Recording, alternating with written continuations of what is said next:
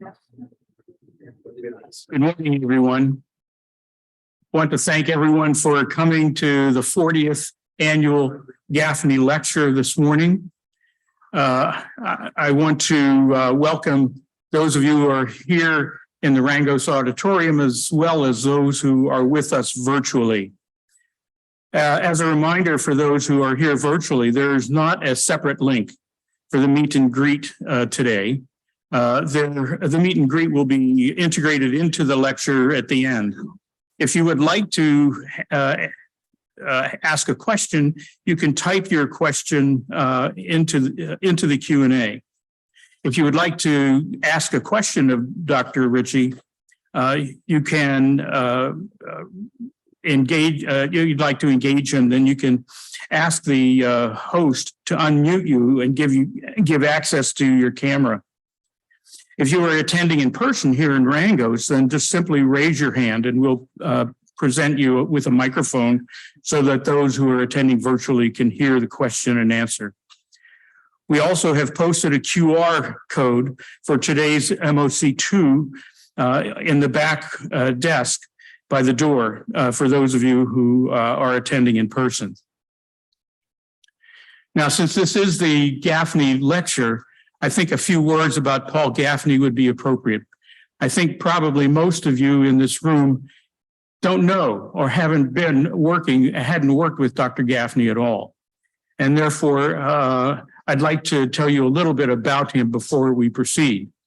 Paul Gaffney was born in DuBois, Pennsylvania, and received his undergraduate and medical school training at the University of Pittsburgh. He then did a 2-year pathology resident at St. Francis Hospital on this site before entering the military. At the completion of his military service, he came back to Children's Hospital, where he did a pediatric residency and chief residency in pediatrics. At the end of his pediatric residency and chief residency, the Department of Pediatrics had encouraged him to apply for a fellowship with Dr. Wolf Zeltzer in Detroit for 1 year to learn a new technique for the treatment of hemolytic disease of the newborn called an exchange transfusion. When he returned after that year of fellowship, he did 900 exchange transfusions in 1 year. Now, I think any of us had done an exchange transfusion, we know that it's a time-consuming process. But Dr. Gaffney was a hematologist-oncologist by trade. He was a superb general pediatrician as well. And in addition to taking care of his hematology and oncology patients, he had numerous referrals from pediatricians in the tri-state area for evaluation. He would see them in the office, and if necessary, admit them to his service on the inpatient service. He was a superb teacher, a clinician par excellence. It was a joy to watch him examine a patient and learn from him his technique and his powers of observation. He was a teacher beyond comparison. He had won 3 Golden Apple Awards and numerous other honors. He was also instrumental in developing what probably is the first pediatric hospitalist division in the country. Paul went on after his clinical activities to engage in numerous administrative responsibilities. He is the icon of pediatrics here at Children's Hospital. And it is a great pleasure then to have our speaker today, Dr. Kim Ritchey, pediatric hematologist and oncologist, to carry on the torch of Dr. Gaffney. Kim Ritchey, many of you know, is a pediatric hematologist and oncologist who came here in 1998, is that correct? From West Virginia University, and became head of the Division of Pediatric Hematology and Oncology here at Children's for 14 years. And now is the professor, he's a professor of pediatrics and is the I want to make sure I'd get this correct, Vice Chair of International Affairs in the Department of Pediatrics. He received his MD degree at the University of Cincinnati and then went on to Yale University to do his hematology oncology fellowship.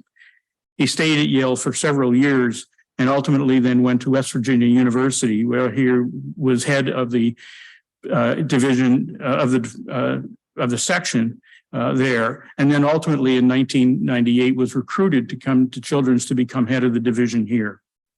Dr. Ritchey's clinical interests and is in all aspects of pediatric hematology and oncology. His career focus is on pediatric leukemia and coagulation disorders. He has numerous publications in peer-reviewed journals, as well as book chapters and numerous presentations, both locally and nationally. He is a member of the American Society of Pediatric Hematology and Oncology, where he served as president, as well as the American Society of Hematology and the American Society of Clinical Oncology. He is recognized as a superb teacher and clinician. He is beloved by his patients and families. And with that, I was going to actually perhaps tell a few, we were residents together at Hopkins. I was going to say a few comments about Kim.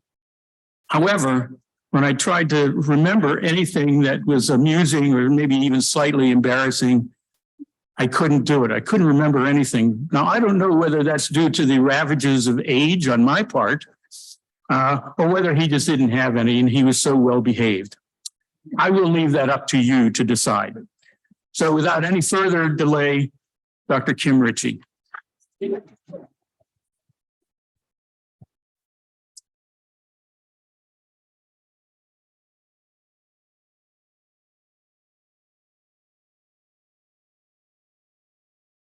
Thank you, Basil. Basil was an excellent chief resident. I just want to say, but I was well behaved.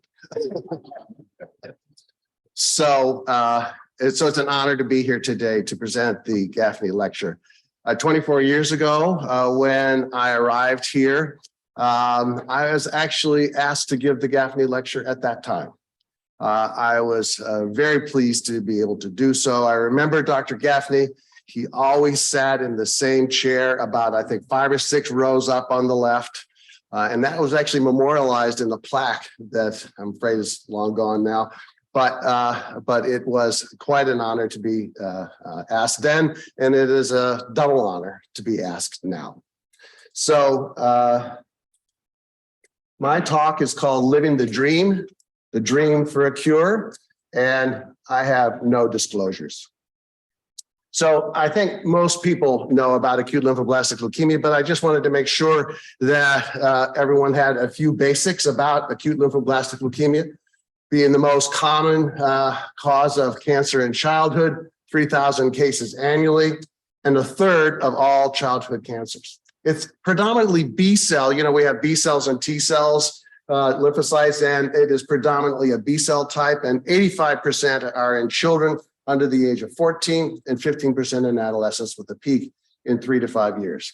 And I think it is every pediatric oncologist's dream to try and cure cancer, and because lymphoblastic leukemia was so common, to specifically cure lymphoblastic leukemia. So I'm going to take you through a journey of the cure, and I'm going to go through a pre-chemotherapy era to let you know how bad this disease really was.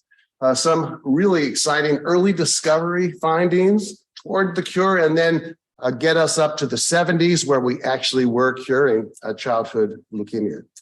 But then we need to find better ways to cure everybody. So we had to determine risk factors. And then I'll talk with you about what modern therapy is today and discuss the problem of relapse.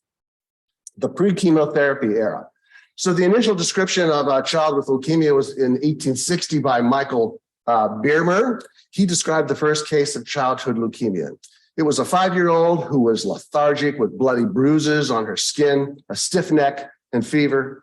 She vomited blood and developed coma very rapidly. And he said, from its first symptom to diagnosis to death, Her galloping, relentless illness had lasted no more than 3 days. This was a devastating disease. But we went into another period, the period of discovery, where we learned ways that we might be able to combat this terrible disease. And this is Sidney Farber, the grandfather of chemotherapy for acute lymphoblastic leukemia. Sidney Farber was the first pathologist at Boston Children's Hospital, but he took care of children with leukemia. And he knew a friend of his, a researcher, who had discovered the treatment for megaloblastic anemia. It was folic acid.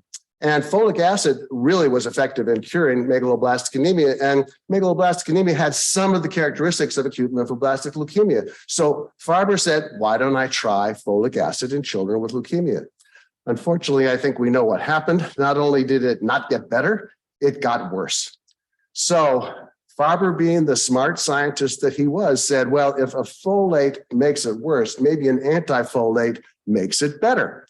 So he went down a couple of laboratories to his friend chemist who was making antifolic drugs and said, I would like to use a few of those. So no IRB back in those days. He took one of the antifols that he was given and gave it to a 2-year-old boy named Robert Sandler, who was a twin, who was in the throes of acute lymphoblastic leukemia. And this folic acid did not work at all. Antifol did not work at all. In fact, the boy got worse. And so he went back and said, well, let's try a different one. And this one was called aminopterin. So what I'm going to do is show you a picture from his publication about this case. Now, this is a pretty complicated slide. So I want you to just focus, if you can see my pointer, I want you to focus on this line. That's his white blood count. And this line, which is treatment. So he started the treatment in August with this first antifol over this period of time. And you can see what happened. His white blood count went up. So he said, okay, that's a failure. And the boy, by the way, was getting worse and worse and worse, was in respiratory distress and was wasting away, wasn't able to walk. So he tried aminopterin. He gave aminopterin for 3 days. And this is what happened. The white count went from 60,000 to 9,000 in 3 days. And you can see down here, these are the blasts in the peripheral blood. They disappeared. And they did in the bone marrow as well over the next 3 months. And he continued to give this aminopterin for 3 times a week for the next few days, for the next few months. And you can see that it was very effective. So by March, little Robert Sandler was up and around and as active as his twin. So he published this back in 1948 in the New England Journal, Temporary Remissions in Acute Leukemia in Children Produced by Folic Acid Antagonist Aminopterin. Of interest, as an aside, this was right about the time that Dr. Gaffney was beginning his residency. So there is some association between the two. So in the 50s, there were a lot of new agents that came up that were effective in treating leukemia. Prednisone, mercaptopurine, vincristine, and cyclophosphamide. And isn't it fascinating that these same drugs we're using today? And the first step toward cure was eradicating leukemia from the bone marrow. And these drugs were really pretty effective. So prednisone and vincristine produced a complete remission rate of 60%. Mercaptopurine and methotrexate were not as good as prednisone and vincristine, but later came into their own. Cyclophosphamide turned out to be not the best drug for ALL. So the investigators back there wanted to improve the cure rate, and prednisone seemed to enhance the effectiveness of the other agents. So 86% CR rate with prednisone and mercaptopurine, 80% with prednisone methotrexate, 84% with prednisone and vincristine, only 59% with prednisone and cyclophosphamide. In 1969, Hardesty did a study of a small number of patients, only 22 patients with vincristine and prednisone.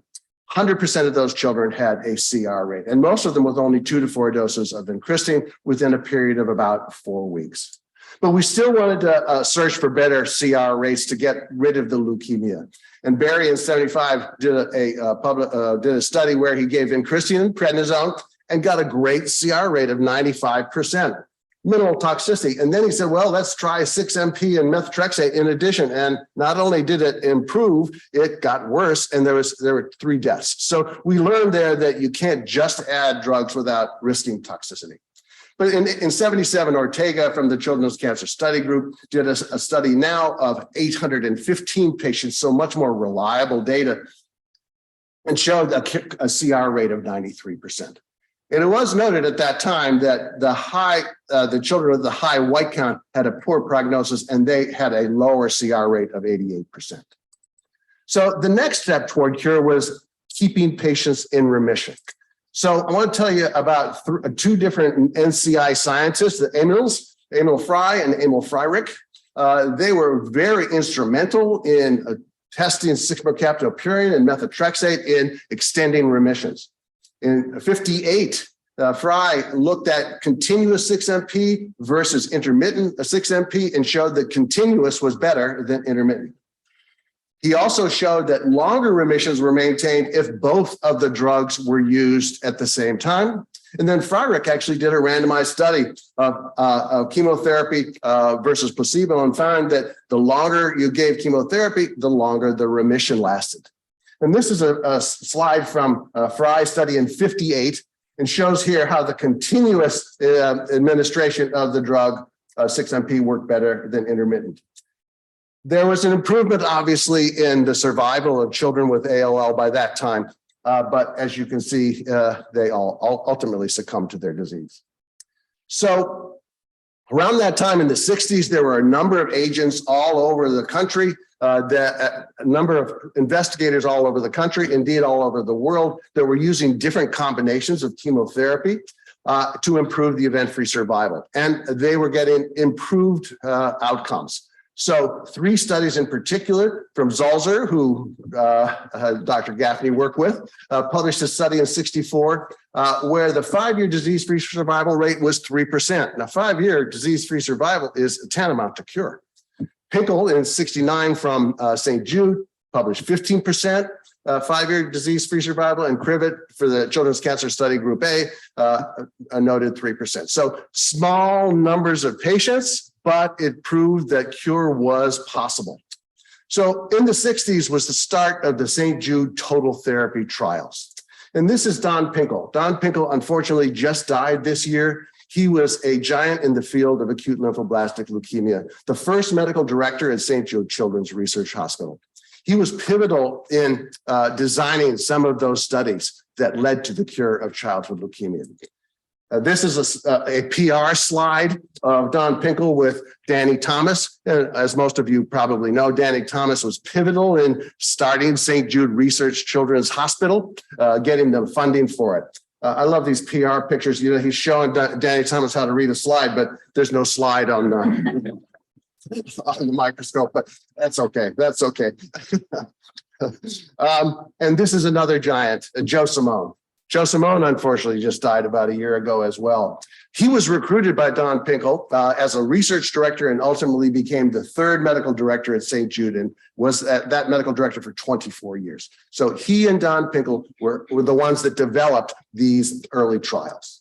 So I want to show you that one of the early trials, this is the St. Jude Total Therapy 3, published in 1968. And you can see it's divided into phases: remission induction, intensive therapy, and remission maintenance. And those of us who treat leukemia recognize that that's the pattern that we use today. The other thing that you'll notice is that they added some central nervous system treatment because they knew that central nervous system relapses was a problem.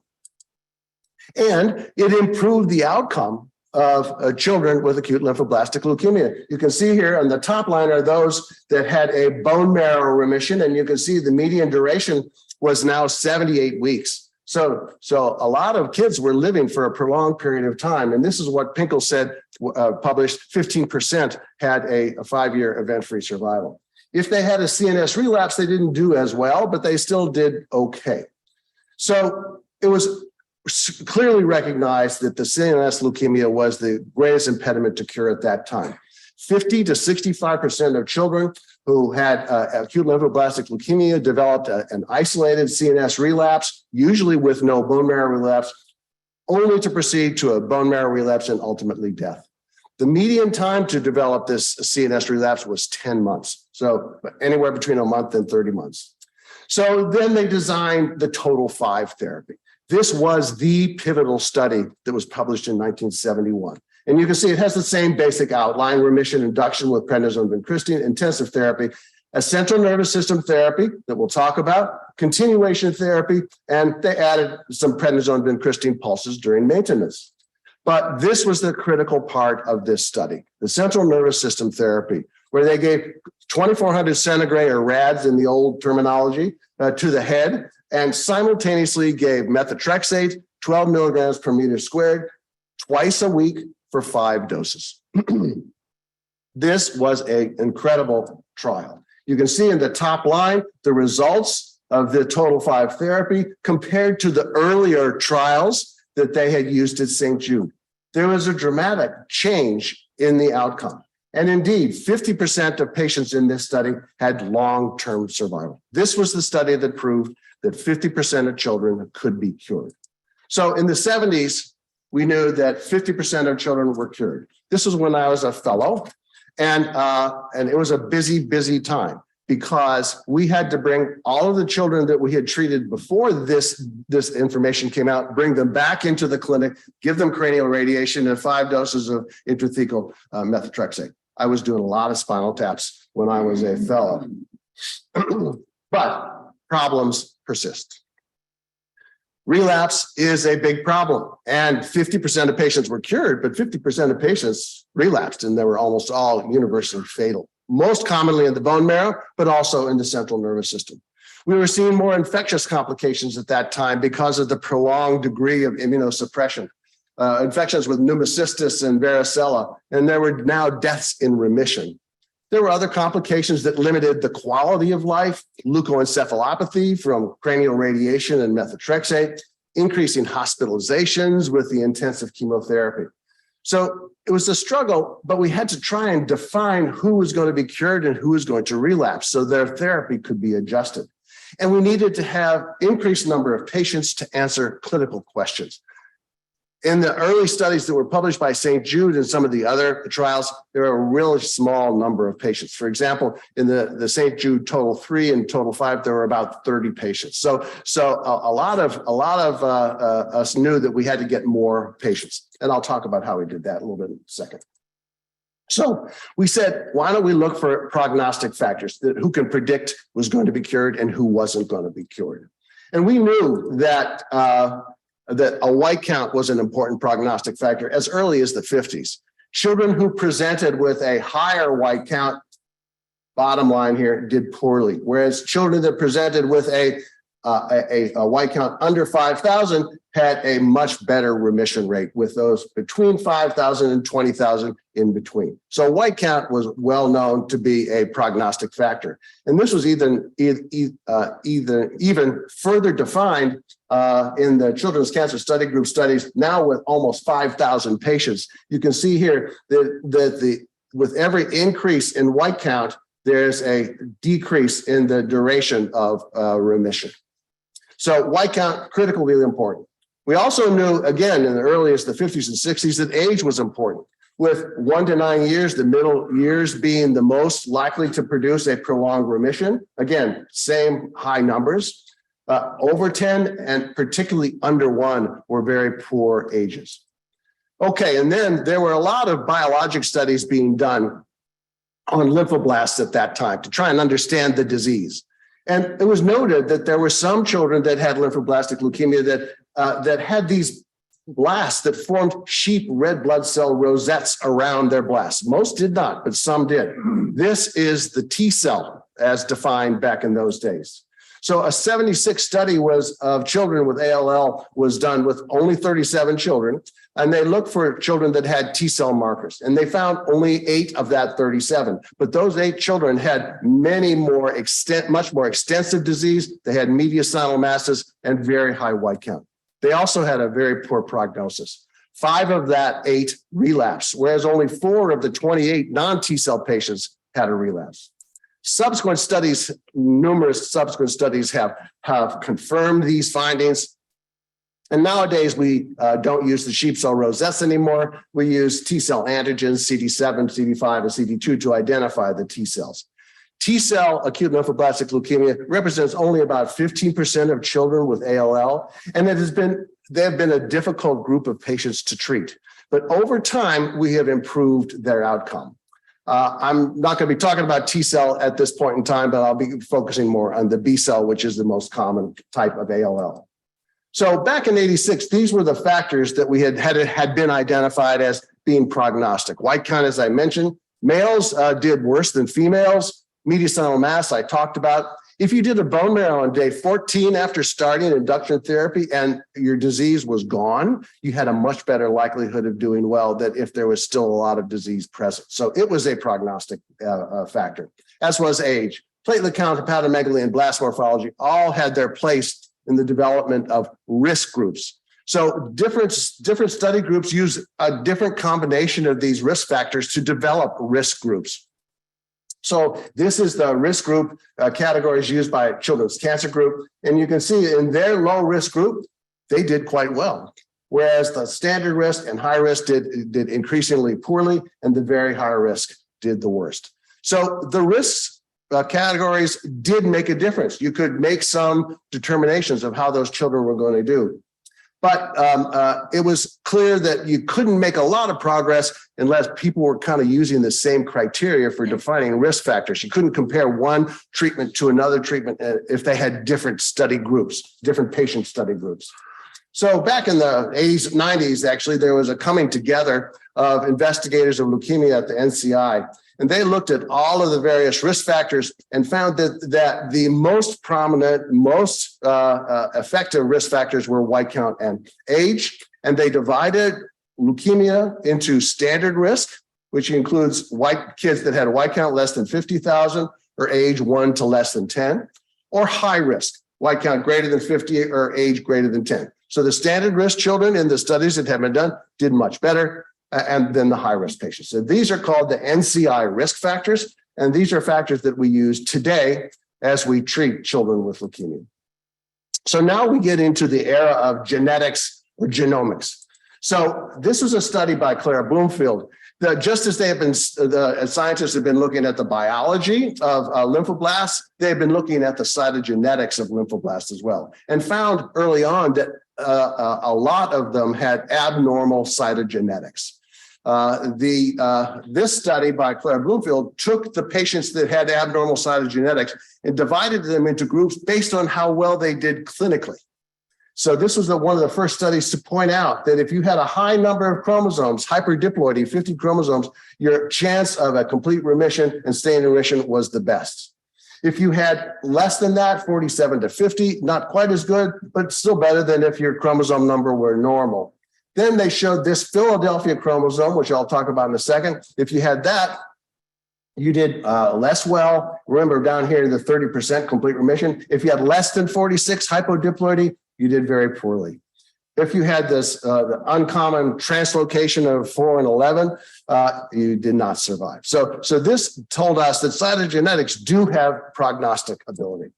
This is the Philadelphia chromosome. Most of you know the Philadelphia chromosome as being associated with chronic myelogenous leukemia. It is the defining chromosome abnormality in CML. Well, studies were done looking for Philadelphia chromosome in ALL. So Philadelphia chromosome is the translocation of the ABL gene in chromosome number 9 with the BCR gene in chromosome 22, so that you have this changed chromosome 22 to have the Philadelphia chromosome.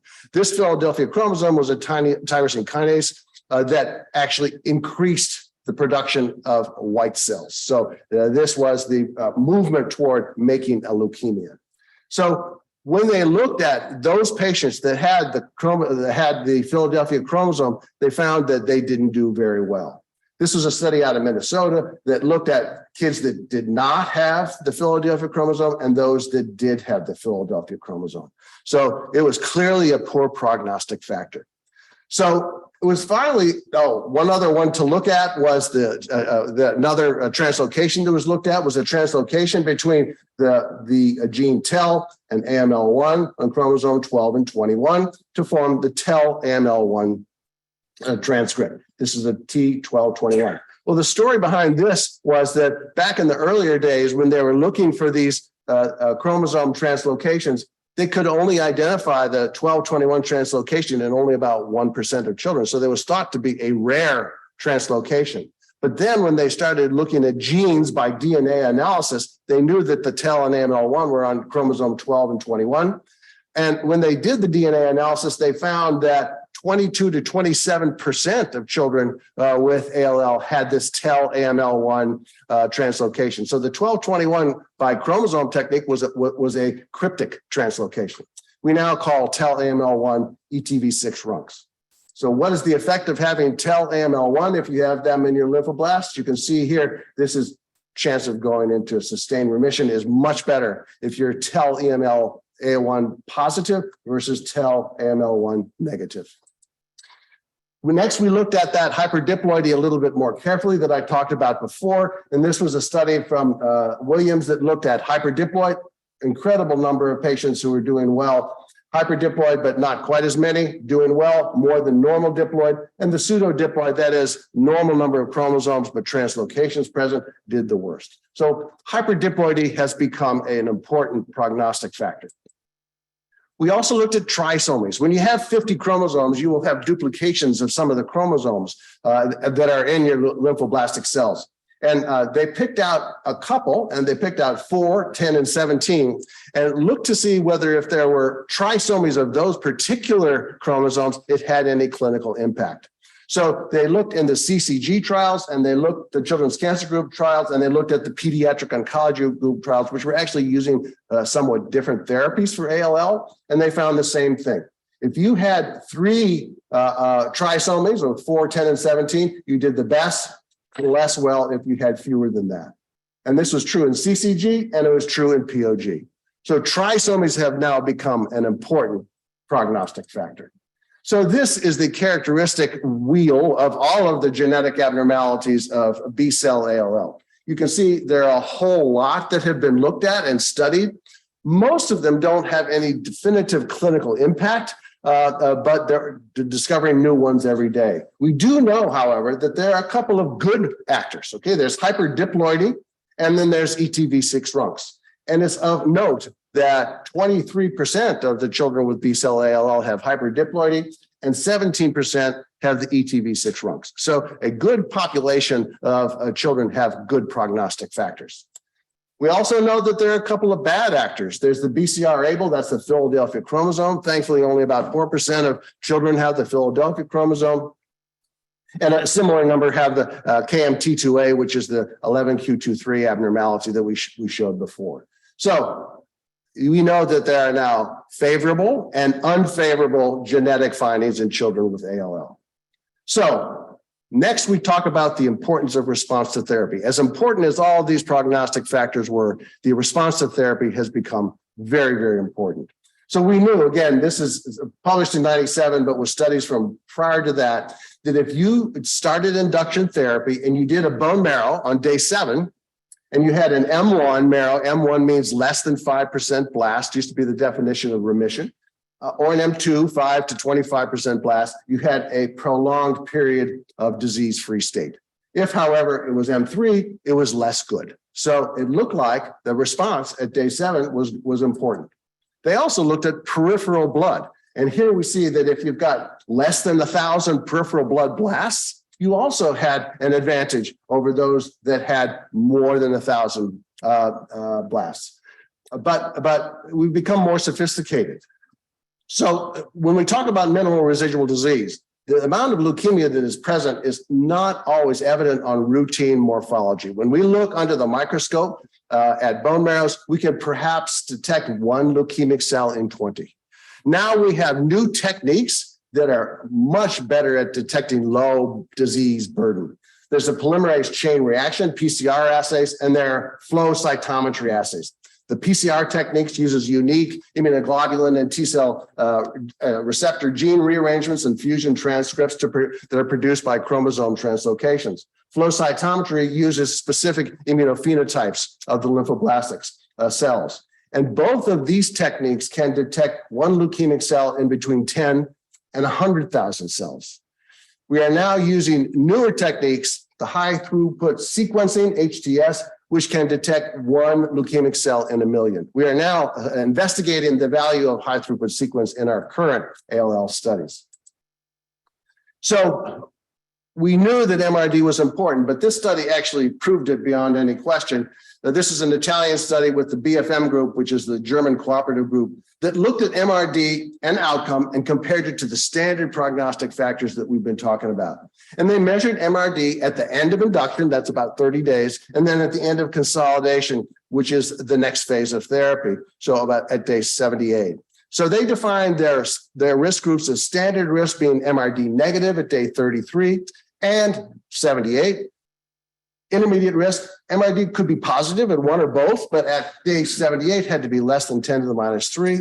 And if you had MRD greater than 10 to the minus 3 at day 78, you were high risk. The results were clear. MRD was able to discriminate prognosis in all of the clinical groups that had been looked at previously: age, white count, tel-AML1, hyperdiploidy, and Philadelphia chromosome. And I didn't show you those data, but I did show you this from the article, which showed using only MRD how the standard risk patients had better outcomes in event-free survival than the intermediate and then the high risk. So we now know that MRD, using the sophisticated techniques that we are using now, is critically important to outcome. Mike Borowitz even defined it a little bit more. He looked at different levels of MRD. So if you had no MRD present at the end of induction, this is end of induction MRD, you had an 88% chance of event-free survival. If it was a little bit more than that, 0.01 to less than 0.1, you didn't do as well. You got 59% event-free survival. If you had 0.1 to 1, 49%, but if you were more than 1, down to 30%. So we can actually use different amounts of MRD to help to predict how that child was going to do. So I want to just mention the importance of collaborative research. As I mentioned, the numbers of studies in the St. Jude and earlier trials was very small. And the only way that we could get adequate numbers of patients was to do collaborative research. The numbers of since childhood cancer is relatively rare and no one institution can usually develop adequate numbers to perform sophisticated studies, you needed to have collaborative groups. So these are the collaborative groups that were developed as early as the 50s, with CCG, Children's Cancer Group, starting at the earliest. POG, or Pediatric Oncology Group, started in the late 70s with a combination of the pediatric divisions of CALGB and SWOG. And we also had groups looking at Wilms tumor, the National Wilms Tumor Study Group, and Intergroup Rhabdomyosarcoma Study. These, it was not a surprise that if you looked at mortality over this period of time, there was a dramatic drop in mortality in all of cancer. So these cooperative groups were critical to our improvement in childhood cancer curability. And we now are the Children's Oncology Group, or COG. The Children's Oncology Group is basically every single pediatric oncology program in the country. And the whole point of that is to try and improve the cure rate of children with cancer, and also to understand the biology of how the cancer develops and how we can treat it better. It's also been clear in childhood ALL that the cooperative groups have made a significant difference. If you look at this, is a study of the various studies of CCG and COG between 68 and 2009. This line down here was a pre-radiation, CNS irradiation as per the St. Jude trial. But you can see every time there was a new trial for acute lymphoblastic leukemia, the cure rate of children with leukemia had improved. And this is continuing today. I did want to mention the problem of cranial radiation. I mentioned to you how important that is for the cure, but there's the good and there's the bad. Okay, so the standard treatment of CNS to prevent CNS radiation was defined by the Total 5 therapy, as I showed you. 2,400 centigram radiation to the brain, and twice weekly spinal taps with intrathecal methotrexate for 5 doses. And the good part was that it prevented the CNS relapse rate, went from 50 to 65% down to 5%. And it also increased the cure rate of leukemia to 50%. But it had its significant bad side effects, including leukoencephalopathy. The children developed somnolence syndrome, which basically a month after radiation, they wouldn't wake up. Seizures. Cognitive impairment was clear, and in many, many children, there was loss of IQ points. growth hormone deficiency was documented, and later on they developed meningioma at a greater rate. So the pediatric oncology community said, we've got to do something to try and find a way to prevent central nervous system relapse without these side effects from cranial radiation. So there were a number of studies that were performed, the first being the Children's Cancer Study Group 105, that looked at 1,388 intermediate risk patients, and they randomized them between cranial radiation versus an extended intrathecal therapy throughout all of treatment. And what they found was that the CNS relapse rate and survival, a CNS relapse-free survival rate was the same at 7 years. And there's a subsequent study looking at higher risk patients who had rapid early response. They were randomized to cranial radiation or no cranial radiation, but both had extended intrathecal therapy. And in this study, they had a similar 5-year event-free survival rate. Finally, St. Jude in their total 15 trial looked at 498 patients, and they were treated with intensified chemotherapy, no cranial radiation, but they did include multiple doses of intrathecal chemo throughout treatment. Their event-free survival in this study was 86%, with an overall survival rate of 94%. Very, very small isolated CNS relapse of 2.7% and CNS plus bone marrow of 3.9%. So at the present time, prophylactic cranial radiation can be eliminated from the therapy of childhood leukemia. There are a few exceptions to that, but this has been a dramatic improvement in the outcome of children with leukemia. So what is modern therapy of childhood leukemia? Well, we are moving closer and closer to personalized treatment. The first thing that we do is we define their risk, okay? So we need to see whether they're T cell or whether they're B cell. If they're T cell, we move to a T cell treatment. If they're B cell, we divide them by the NCI standard risk criteria into standard versus high. If they're standard risk, that means their age is between 1 and less than 10 and white count less than 50,000. Then we look at their cytogenetics. If they've got favorable cytogenetics like double trisomies or ETV6 RUNX1, that's one thing. If they have unfavorable cytogenetics, I didn't talk about all of these, but these are a number of abnormalities of cytogenetics that have been found to have poor prognosis. And they can't have any central nervous system involvement, no central nervous system 3 or CNS leukemia at the time of diagnosis. Then we look at their day 8 peripheral blood, and we looked at our MRD, and then we looked at their end of induction MRD. Using these various categories, we can actually develop 9 different risk treatment categories, but we really use only 3 primary treatment protocols at the present time. If they're high risk, they're defined by age and white count, as I mentioned before, over 10 or greater than 50,000 white count. Once again, we look at their cytogenetics. Double trisomies and ETV6 RUNX are favorable. I haven't talked much about Philly-like ALL, but this is a type of leukemia that is seen in about 15% of children with high-risk ALL, and they have CRLF2 JAK lesions or Abel class fusions. They don't do as well. And these children can have evidence of CNS disease at the time of presentation. We then look at their end of induction MRD and their end of consolidation MRD, and based on these, we can actually define 8 different risk categories, but we have 2 primary treatment protocols. So, I lost my pointer here.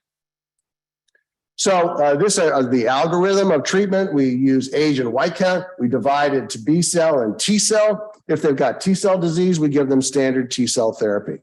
If they've got B cell ALL, we divide them into standard risk and high risk based on the NCI criteria.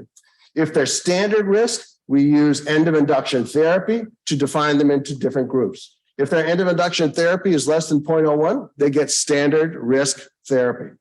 If, however, their end of induction is greater than 0.01, we do another study at the end of consolidation. If the end of consolidation MRD is less than 0.01, we give them standard therapy, but we make it more intensified because of that finding. If their end of consolidation is greater than 0.01, we know that standard therapy used in the other standard risk groups is not going to work. So we have to give them novel therapy. If you've got high-risk disease, same kind of approach, NCI high risk based on the NCI criteria, end of induction MRD. If it's less than 0.01%, you're divided into high-risk favorable therapy or high-risk therapy. As I'll show you subsequently, high-risk favorable is a very, very small percentage of high-risk patients that do extremely well. These are usually children under the age of 10 with favorable cytogenetics that happen to have a high white count over 50,000, and it could be 60,000. So they do very well. But most of them will get high-risk therapy. If the end of induction therapy is greater than 0.01%, we do end of consolidation. And if it's less than 0.01, we give them the same high-risk therapy. If its end of consolidation is greater than 0.01, again, these group of patients are not going to be cured with the standard high-risk therapy, and they need something novel. Just an overview of how we treat ALL today. It's divided into 1 month of induction therapy, 6 to 8 months of intensive therapy, and 1.5 years of maintenance. Sounds very familiar to the design of the St. Jude trial back in the 1970s.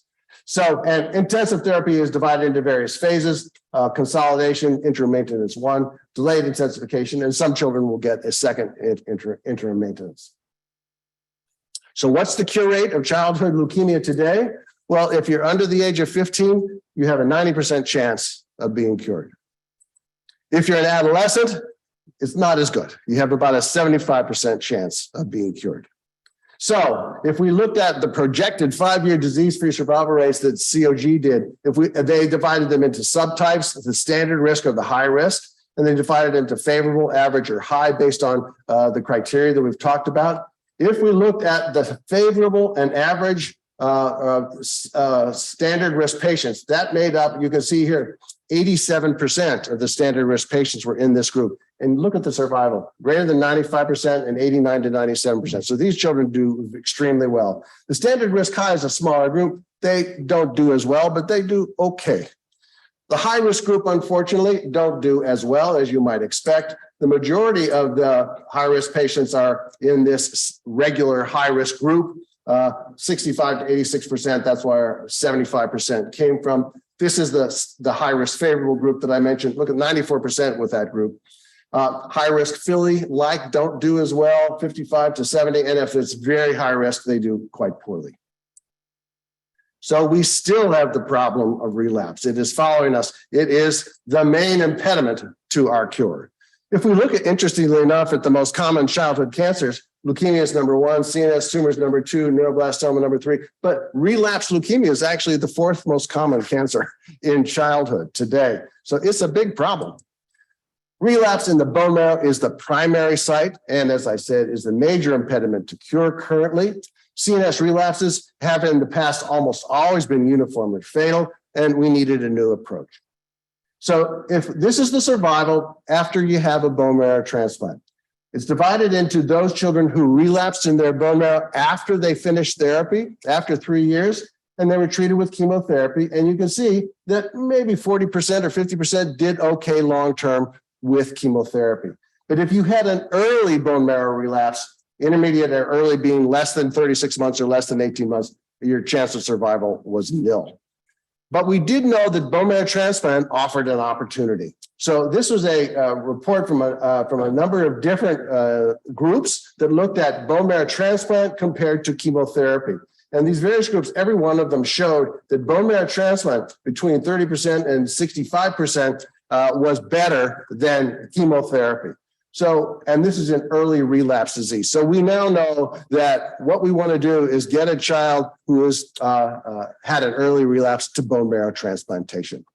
Now, with late relapse, the data were not as convincing, same groups, but you can see that the bone marrow blue bars were fairly close to the chemotherapy bars, except for this one outlier here. So nowadays, late relapsing bone marrow may be treated with chemotherapy and not bone marrow transplant. There's some variability there. But we've also learned from our ability to do MRD that if you are negative with MRD before the transplant, you do better. Okay, so you can see here if the MRD is less than 10 to the -3rd versus greater than 10 to the -3rd, this is survival probability of children that went on to bone marrow transplant, and this was their pre-transplant MRD. So our current goal right now of relapse therapy is to get them to a negative MRD. It's not easy, but we're working on it. And there are some new novel therapies that I just want to mention.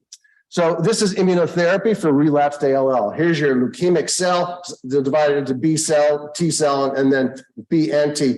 And they're characterized by different antigens on the surface. Okay, so in the B cell, you see CD19, CD22, and there are others for T cell, which I'm not going to talk about. And then you have a number of things that are attacking these antigens. You have monoclonal antibodies, and you have CAR T cells. So I'm going to talk about three different immunotherapy approaches. The first is the bispecific T cell engaging monoclonal antibody, the BiTE antibody. And we are currently using the blinatumomab, which is an anti-CD19, that's one of the antigens on the surface of lymphoblasts, and CD3, which is an antigen on a T cell. And the concept here is that you take a monoclonal antibody against the T cell, that's anti-CD3, and you take a targeted monoclonal antibody, in our case it's CD19, you bring them together as the BiTE antibody. And this BiTE antibody then will bring the T cell and the leukemic cell together, and the T cell will then kill, it's a killer T cell, will kill the leukemic cell. This is the concept of the BiTE monoclonal treatment. There was a number of studies in blinatumomab, but I just want to tell you about one. This was a study by Locatelli that was just published last year. He looked at 108 children who received induction and 2 chemotherapy rounds and then divided them into getting blinatumomab or another block of chemotherapy. The 2-year event-free survival with blinatumomab was 66% and 27% with chemo. Interestingly, 90% of the blina patients had a negative MRD prior to BMT, whereas only 54% in the chemotherapy patients. So we think that it was the ability for blina to get those kids into a negative MRD that made the difference. Okay, now monoclonal antibody drug conjugate. So this is inotuzumab ozogamicin. This is an anti-CD22, another antigen on the surface of the leukemic cell. It's combined with calicheamicin, which is a potent cytotoxin. So the concept of this drug is to take the anti-CD22 monoclonal antibody and then attach to it with ozogamicin, this calicheamicin. So this is inotuzumab ozogamicin. It goes to the leukemic cell, attaches to CD22, and then that is incorporated into endosomes, degraded, and the calicheamicin is released, goes into the nucleus, and interferes with DNA production and kills the cell. We have less experience with inotuzumab, but this is a result of a phase 1-2 trial of inotuzumab in relapsed ALL, just published this year. These were patients who were refractory to all treatment or had relapsed a couple of times. Okay, so these were kids that were destined to die of their disease. The overall response rate when just inotuzumab was given was 81%.